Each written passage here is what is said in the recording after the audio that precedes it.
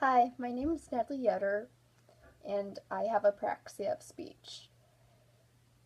Apraxia of speech is the difficulty of producing and processing the highly refined movements of the mouth.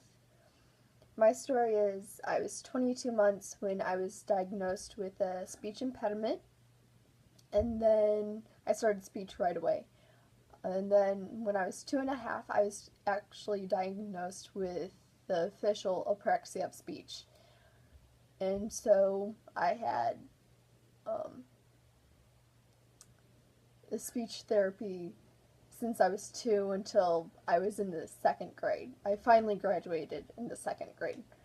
And then, along with the apraxia of speech, I was also diagnosed with sensory integration. Now it's sensory processing disorder.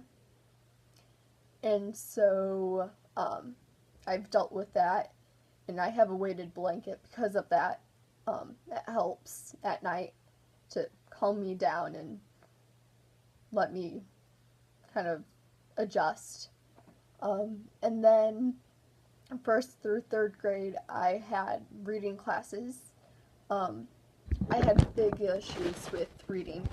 Some kids do, and then others don't. Just depends on the kid. It was normal for me to have issues reading. It's all with the processing with apraxia. And then everything went fine in middle school. And then in my last year, freshman year of high school, I was diagnosed with two anxiety disorders, general anxiety disorder, and then the school avoidance anxiety disorder. But the school avoidance anxiety disorder means for me that I have testing anxiety. Everything's with testing with me. I freak out on test for whatever reason. It's the timing. And so last year I received a 504, which has helped me quite a bit through all my testing and stuff. My teachers, we had a little bit of problems last year with it, but this year is going great. I'm a sophomore in high school. I'm 16 now. Um, Even like during the driving test, I had an anxiety attack when I was getting my permit last year. It was it, it was a complete mess. I finally took it on paper, and that seemed to help me the most, which is really weird. But with me and my processing, somehow paper helps me cope with it. I don't know how or why, but it works.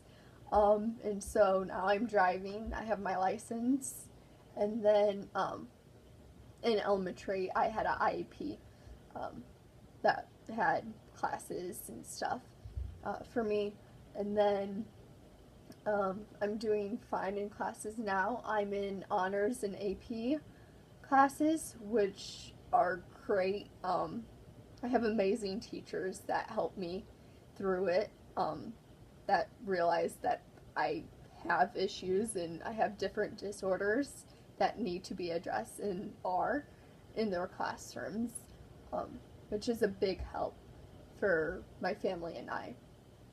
And then that's basically all on my apraxia story. But there's always going to be different obstacles with apraxia. It's never going to go away. You're never going to cure it, per se.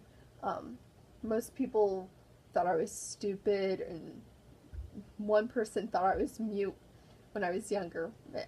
It's not muteness. I want to talk. My mouth doesn't know how to for me. Um, so I've had to tell people what apraxia is, which has been a journey. Um, and I've been working with Cassana, the Childhood Apraxia of Speech Association of North America. Um, and I've been with them for like 2 or 3 years, kind of following their lead.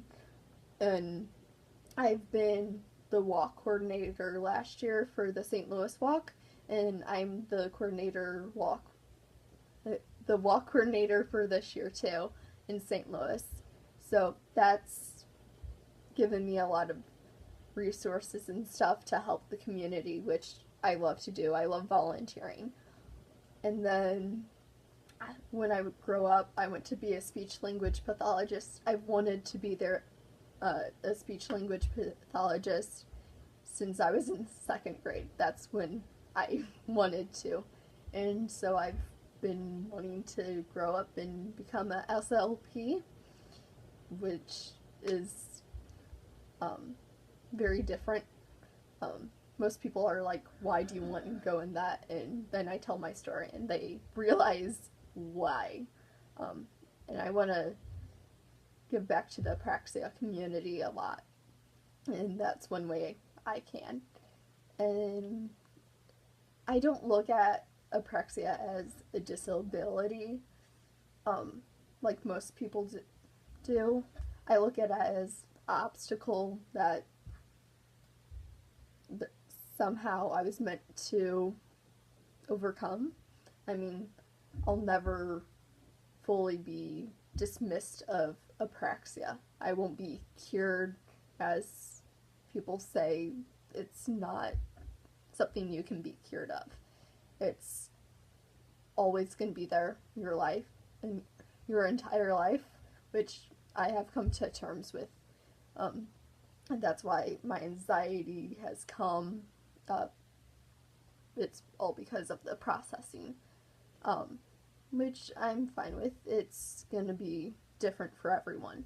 Everyone's going to have different aspects and different levels of apraxia. I know I had a pretty mild case to compare to some of the others I've seen.